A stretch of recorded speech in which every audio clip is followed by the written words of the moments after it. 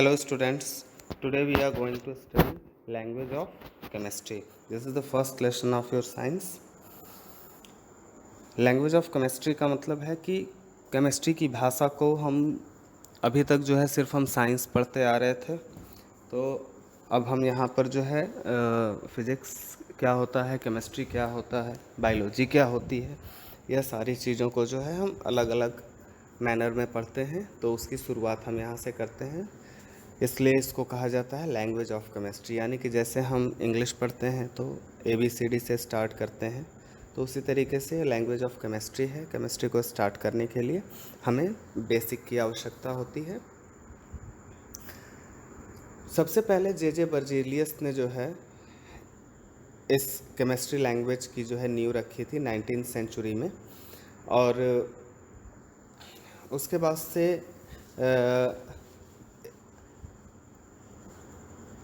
आज तक लगातार इसको जो है बदलते जो है जिस तरीके से जो है खोज होती रही, आगे नए नए जो है एलिमेंट्स मिलते गए, नई नई खोजें होती गई, नए नए एक्सपेरिमेंट होते गए, तो नई नई चीज़ें जुड़ती गई। तो उसके लिए जो सबसे बेसिक चीज़ होता है, तो यहाँ पर सेकंड पैराग्राफ में हम देखेंगे यहाँ से, ठीक है, कि it gradually developed into the present form. In this language, an atom represent a symbol, a molecule by a formula, and chemical changes is chemical reaction, that is reaction. यानी कि यहाँ पर बताया जा रहा है कि किसी भी एलिमेंट को हम जो है एक सिंबल के रूप में जो है देखते हैं, ठीक है, जो उनके मॉलिक्यूल्स से मिलकर के बने होते हैं, उनका एक लेटर ले लेते हैं या कोई भी चीज़, और जो इनके अंदर चेंजेस होते हैं, जैसे एक किसी केमिकल को हम दूसरे केमिकल के साथ मिलाते हैं तो कुछ जो है रिएक्शन होता है। जैसे आप नॉर्मल भाषा में ले लीजिए कि गैस का निकलना, या जो है किसी तरीके का जो है नया पदार्थ, न्यू सब्सटेंस का बन जाना, या फिर जो है क्या बोलते हैं, कुछ कलर टाइप का जो है वाइट था, वाइट से रेड हो गया। इस तरीके के जो चेंजेस होते हैं उनको हम एक जनरल भाषा में केमिकल इक्वेशन कह सकते हैं। उसके लिखने को, प्रदर्शित करने के तरीके को हम क्या कहते हैं, केमिकल इक्वेशन कहते हैं।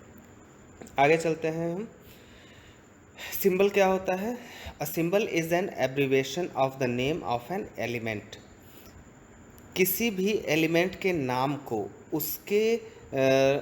उससे हम कुछ लेटर्स निकाल लेते हैं, जिसको हम क्या कहते हैं, एब्रीवेशन, यानी कि उसको छोटे भाषा में यानी कि कोड में लिखने के तरीके को हम एब्रीवेशन कहते हैं, ठीक है। A symbol is an abbreviation. ये एक सिंबल होता क्या है, ये एक एब्रीवेशन होता है, किसी बड़े नाम का छोटा रूप, ठीक है। उसको हम क्या कहते हैं, सिंबल कहते हैं। तो हम जो है डिफरेंट टाइप के एलिमेंट्स को जो है क्या करते हैं, उनके एब्रीवेशन से यानी कि सिंबल से जानते हैं। आगे चलते हैं। देखिए यहाँ पर हमको दिया हुआ है कि कुछ ऐसे एलिमेंट्स होते हैं जिनके हम फर्स्ट लेटर को यूज़ करते हैं, जैसे hydrogen, oxygen, boron, fluorine, carbon, phosphorus, nitrogen, sulphur. इन सब के हम फर्स्ट लेटर को यूज़ करते हैं। हाइड्रोजन के लिए H, बोरॉन के लिए B, कार्बन के लिए C, नाइट्रोजन के लिए N, ऑक्सीजन के लिए O, इस तरीके से। उसके बाद नेक्स्ट आते हैं कि हम पहले के दो लेटर्स या पहला और उसमें से कोई एक और लेटर मिला करके, यानी कि दो लेटर्स मिला करके हम बनाते हैं। तो इसमें जो है हमारे पास है हीलियम, नियॉन, निकल, magnesium, manganese, aluminium, calcium, chlorine and zinc. तो हीलियम का He हमने ले लिया, नियॉन का Ne ले लिया, निकल का Ni ले लिया, मैग्नीशियम का Ma न लेकर के Mg हमने लिया, और मैग्नीज का Ma, चूँकि देखिए यहाँ पर दोनों में Ma हो जाता, इसलिए जो है यहाँ पर डिफरेंस करने के लिए हमने मैग्नीशियम के लिए Mg लिया और मैग्नीज के लिए Mn लिया। उसी तरीके से एल्युमिनियम, कैल्शियम, आगे सारी चीज़ें हैं, आप देख सकते हैं, पढ़ सकते हैं। 1 और 2 लेटर ऑफ द लैटिन। अब जो है सोडियम है, सोडियम का जो लैटिन नेम है वो है नेथ्रियम। नेथ्रियम से जो है लिया गया है Na, न कि सोडियम से SO। तो यानी कि उसके लैटिन नेम से जो है लिया गया है। जैसे पोटेशियम को कैलियम कहते हैं लैटिन में, तो उसका के लिया गया है। आयरन को फेरम कहते हैं। जैसे कि आगे हम पढ़ेंगे फेरिक एसिड, फेरस सल्फेट, ठीक है, इस तरह की चीज़ें। तो फेरस जो है वो फेरम से ही बना हुआ है। उसी तरीके से कॉपर का CO न लेकर के क्यूप्रम, क्यूप्रम का यहाँ पर आप देख सकते हैं, कॉपर का लैटिन नेम क्यूप्रम। उसी तरीके से सिल्वर है, टीन है, गोल्ड है, लीड है, मरकरी है, सारी चीज़ें हैं, आप इसको चेक कर सकते हैं।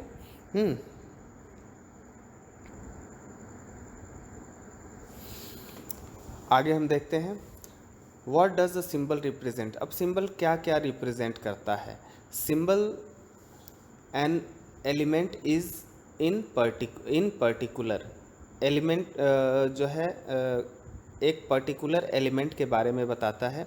जैसे कि H है तो H हमको जो है ये मालूम है कि उसके फर्स्ट लेटर से, हाइड्रोजन के फर्स्ट लेटर से बना है, तो यानी कि वो एलिमेंट को दर्शाता है।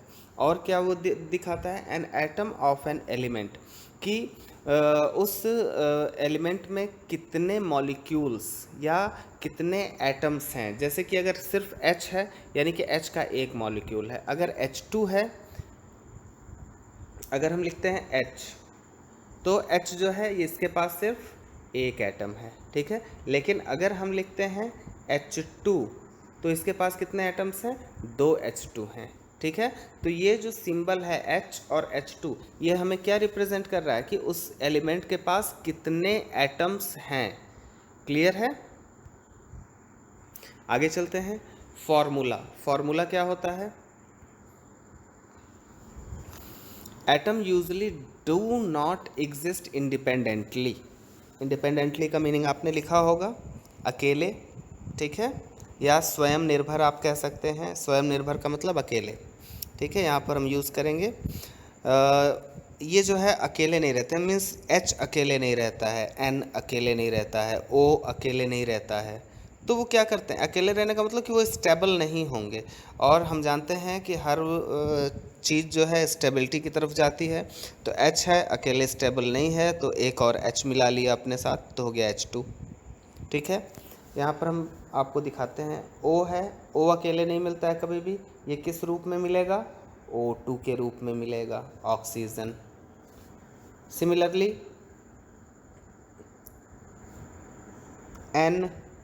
N अकेले नहीं मिलेगा, N किस रूप में मिलेगा,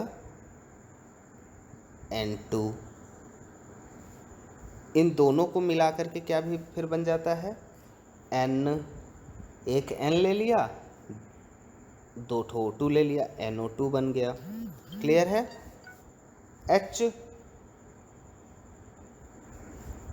H अकेले नहीं, H2 नहीं रहना है इसको, इसके साथ O2 आ गया, ये बन गया, sorry 2H,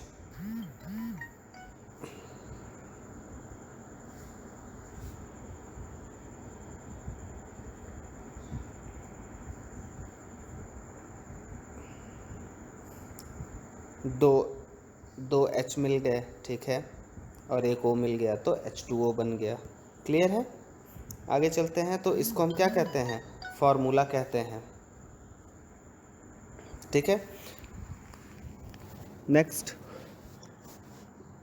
the formula of a molecule gives the number of the atom and the same or different element present in the molecule. हमको फार्मूला क्या देता है, हमको फार्मूला ये बताता है कि उसमें जो है कितने तरह के एलिमेंट हैं, वो अकेले है या जो है 2 अलग अलग एलिमेंट्स मिले हुए हैं, और कितनी कितनी मात्रा में मिले हुए हैं। फार्मूला हमें यह सारी चीज़ें रिप्रेजेंट करता है। ये जो ब्लैक में दिया गया है इसको आप अपने कॉपी में लिख लें। Formula of an element, when an atom of an element combine with another atom of the same element, a molecule of the element is formed।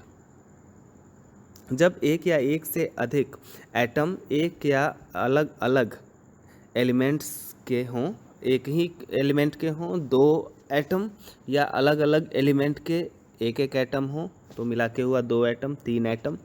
तो ये जब एक साथ मिलते हैं तो ये क्या फॉर्म करते हैं, ये एक मॉलिक्यूल बनाते हैं, ठीक है।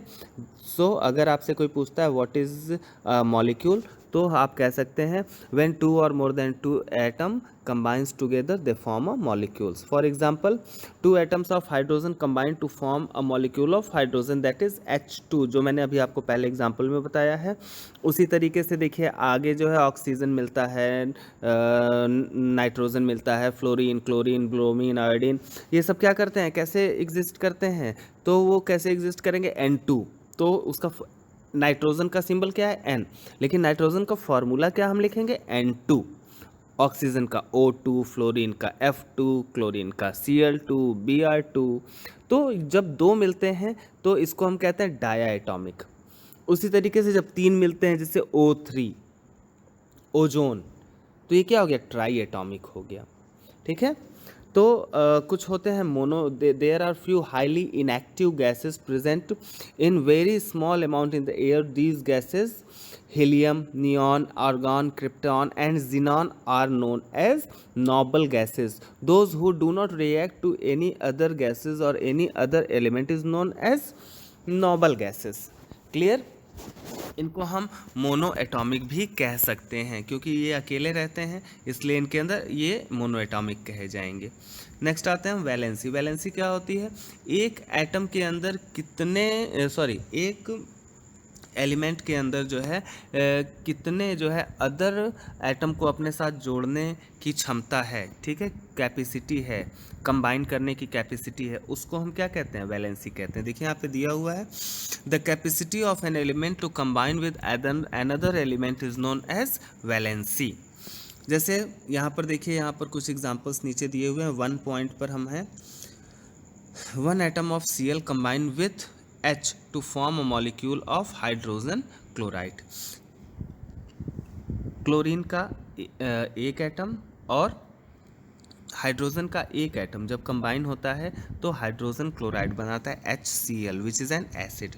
उसी तरीके से जब ऑक्सीजन का एक एटम ऑक्सीजन और दो एटम हाइड्रोजन, यानी कि ऑक्सीजन जो है दो एलिमेंट को अपने साथ ऐड कर सकता है। ठीक है, तो इस तरीके से वो क्या बनाता है, वाटर बनाता है। क्लियर? आगे चलते हैं। One atom of nitrogen combined with 3 atom of hydrogen to form a molecule of ammonia. उसी तरीके से जो है हाइड्रोजन और एक एटम हाइड्रोजन का और एक एटम नाइट्रोजन का और 3 एटम जो है हाइड्रोजन का, यानी कि नाइट्रोजन की क्षमता क्या है, वह 3 एलिमेंट्स के जो है 3 एटम्स, नाइट्रोजन का एक एटम बाहर से 3 अदर एटम्स को अपने साथ जोड़ सकता है। क्लियर है? तो इसको हम क्या कहते हैं, उस पर्टिकुलर एलिमेंट की या उस पर्टिकुलर एटम की जो है वैलेंसी कहते हैं। क्लियर है?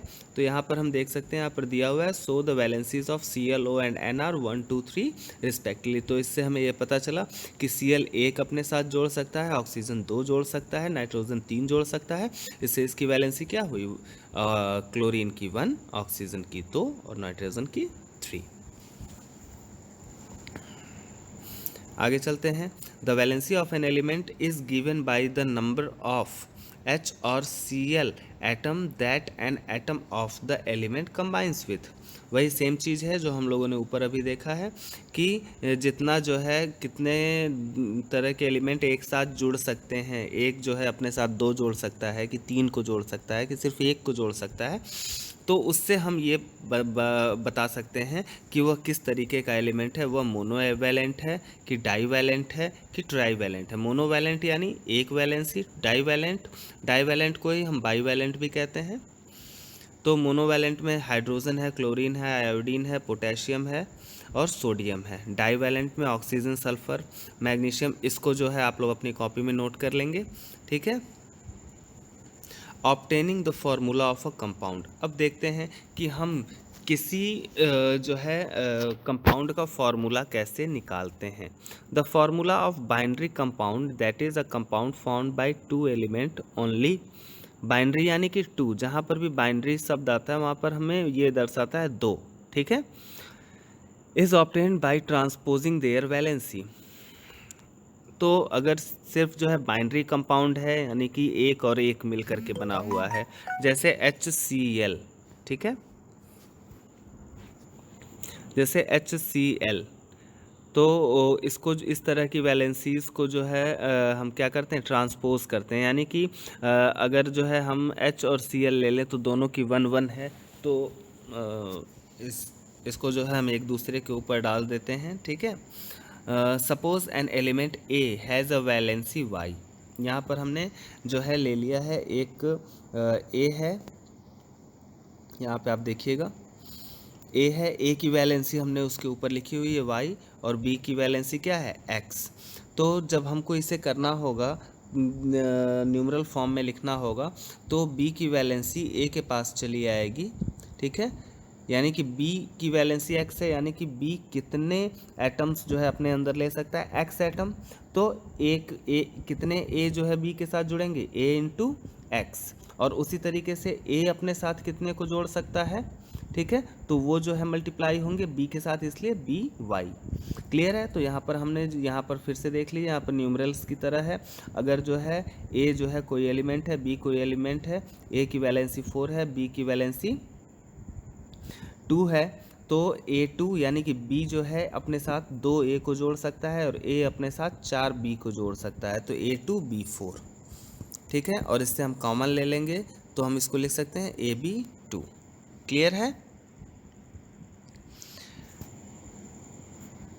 There are some exceptions like H2O2 which is a numeral subscript or not divided by the common factor। इसमें कुछ exceptions भी होते हैं। यहाँ पर कुछ जो है बेसिक फार्मूलेज दिए गए हैं, इनको आप अपनी कॉपी में नोट कर लीजिएगा, और हो सके तो याद कर लीजिएगा। आगे चलते हैं। Variable valency. वेरिएबल वैलेंसी क्या होता है, कुछ ऐसे एलिमेंट पाए जाते हैं जिनकी वैलेंसीज जो है बढ़ती घटती है, यानी कि उनके पास एक से अधिक वैलेंसीज होती हैं, उन्हें हम वेरिएबल वैलेंट कहते हैं, ठीक है, या वेरिएबल वैलेंसी कहते हैं। फॉर एग्जांपल आयरन, आयरन की वैलेंसी 2 भी होती है, 3 भी होती है।